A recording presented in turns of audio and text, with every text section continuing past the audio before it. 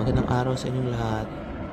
Nandito kami ngayon sa downtown waterfront ng San Diego, kung saan pinuntahan namin ang isa sa mga tourist spot dito na tinatawag na Kissing Statue, or mas kilala sa tawag na Unconditional Surrender.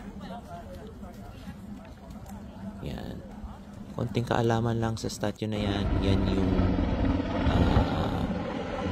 picture ng sailor at ng nurse na nagkikiss or nagsiselebrate dahil natapos na ang World War II.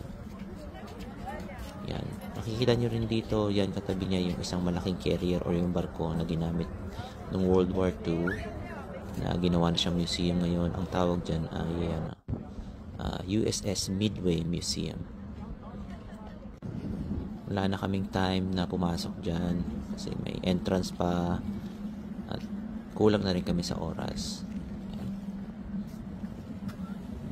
Kahit pa paano napuntahan na rin namin to dahil napagbigyan din kami ng konting pagkakataon na makapag-ikot-ikot dito sa San Diego. Ayan. Yan, salamat din sa nag-tour sa amin na isa ring content creator na naging kaibigan.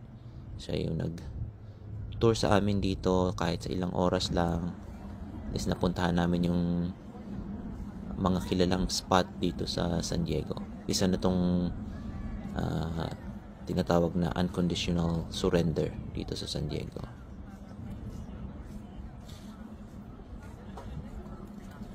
Yan.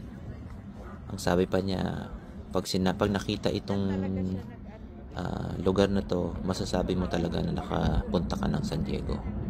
Ang ganda pa ng photo Yan, niya. may umi-eksena pang ibon dyan, or seagull pala. Yan, kunan natin to. Diba nasa gitna talaga?